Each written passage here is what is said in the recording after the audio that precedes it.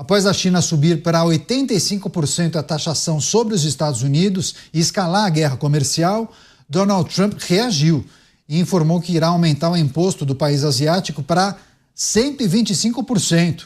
Além disso, o presidente norte-americano anunciou que irá reduzir para 10% por 90 dias as taxas que foram aplicadas a outros países de forma recíproca. Em comunicado, Trump afirmou que sua decisão foi tomada em razão da falta de respeito que a China demonstrou aos mercados mundiais e que não vai aceitar mais a exploração imposta pelo regime. As recentes decisões do republicano fizeram as principais bolsas dos Estados Unidos dispararem na tarde desta quarta-feira, com índices chegando a quase 10%, enquanto os mercados da União Europeia apresentaram queda e da China também, da China um pequeno aumento na casa de 1,5%. Enfim, vários elementos para a gente trazer, debater e analisar com os nossos comentaristas. Antes do programa em off, ainda no camarim, eu conversei com o Mota sobre essas movimentações. Mais um capítulo da guerra comercial, né, Mota? É um ping-pong, Estados Unidos e China.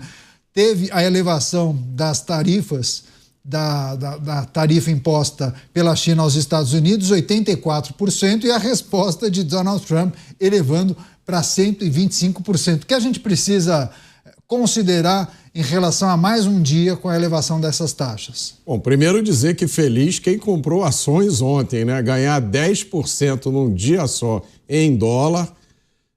Há vários aspectos dessa questão. Eu acho que o que tem acontecido nos últimos dias deixa claro que o alvo principal de Donald Trump parece ser mesmo a China. O secretário do Tesouro americano, Scott Bessent, disse inclusive que se essa crise continuar escalando, os Estados Unidos podem retirar as ações das empresas chinesas da Bolsa de Nova York, o que vai ser um golpe muito forte para a China. O que a gente precisa lembrar é que a China é uma ditadura comunista. A China tem uma economia controlada pelo Estado e uma moeda manipulada artificialmente.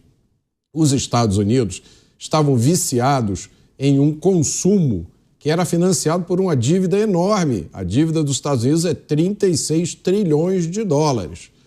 Pela primeira vez na história, no último ano fiscal, os Estados Unidos gastaram mais dinheiro pagando juros da dívida do que com as suas forças armadas. A China, quando vende e exporta muito, ela pega esse lucro e ela investe comprando títulos da dívida dos Estados Unidos. Vocês veem que coisa maluca. É uma relação de codependência que leva... Qual é o resultado disso, se você deixar que isso se prolongue? Uma dívida dos Estados Unidos vai chegar a um ponto em que ela vai explodir. O mundo vai perder confiança nos Estados Unidos. Enquanto isso está acontecendo, toda a manufatura do mundo, todas as indústrias do mundo estavam indo para a China. Isso é uma verdadeira bomba relógio que começa a ser desmontada agora por Donald Trump. Você, Dávila, a reação de Donald Trump, mais um aumento da tarifa imposta à China, 125%, mas ao mesmo tempo teve essa suspensão das tarifas por 90 dias para outros países. Enfim, o que está por trás da estratégia de Donald Trump? É importante a gente olhar especialmente para a China, mas também fazer um comparativo com essa decisão de suspender por 90 dias as tarifas, a elevação das tarifas para outros países, né?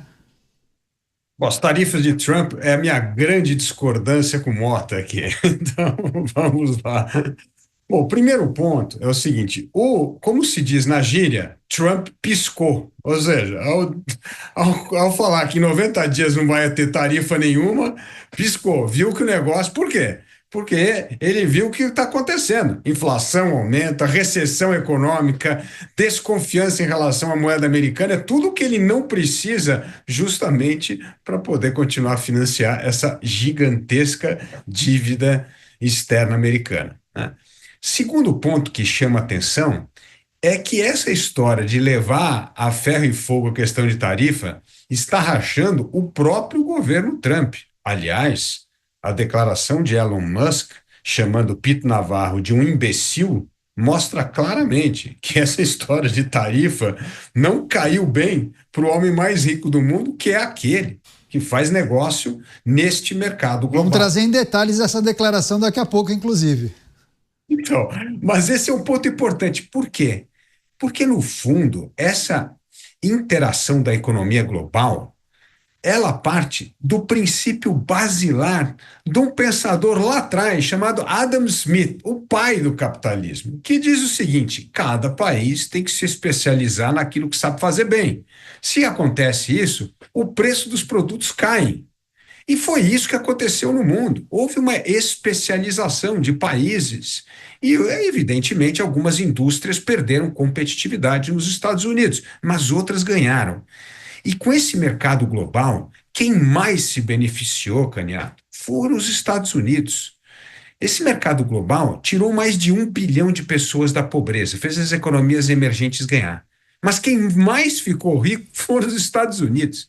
Eu vou dar aqui um número que sempre me chama muita atenção. Na crise de 2008, a crise financeira de 2008, a renda per capita da Europa, da comunidade europeia, era igual à renda per capita dos Estados Unidos. Hoje, a renda per capita dos Estados Unidos é 2 vezes maior que a Europa. Ou seja, quem mais enriqueceu com esta globalização, com esse sistema de trocas internacionais, foram os Estados Unidos. Agora, se aumentou a desigualdade, se tem gente que perdeu, esse é um problema da política interna americana que tem que rever. E aí vem uma outra crítica que eu faço a Donald Trump. Ele se negou até agora a rever benefícios previdenciários e sociais, o que é um absurdo, porque isso é que está sorvendo um monte de dinheiro. Aliás, o Mota, vou até passar para você depois, Mota, aqui, uma matéria que saiu no Wall Street Journal, que é fantástica, mostra o seguinte, que hoje a indústria manufatureira, esta que Donald Trump quer ajudar, não tem gente para trabalhar. Existe mais de 56% de vagas que não conseguem ser preenchidas porque não tem gente qualificada para trabalhar. Voltam os ticanos, voltam os ticanos, né? Mas o que está acontecendo nos Estados Unidos? A mesma coisa que acontece no Brasil e na Europa. Um monte de programa social, benefício social, que faz com que essa turma cruze os braços e não tenha que trabalhar. E não quer trabalhar, ninguém quer estar duro. Imagina só, 56% das vagas que estavam sendo demandadas para a indústria manufatureira não tem gente querendo disposta a trabalhar. Então, veja só a que ponto chegou. Estes que supostamente se dariam bem com tarifa não querem voltar para trabalhar. Então, assim, é uma mudança cultural muito maior. E, nesse momento, o mundo está perdendo. Felizmente, Trump piscou e não vai fazer com que essa guerra tarifária continue durante pelo menos 90 dias. Pode ser um bom espaço para que se cheguem ao bom senso novamente, porque não vale a pena implodir um sistema que beneficiou enormemente os Estados Unidos e beneficiou enormemente o restante do mundo, principalmente os países emergentes.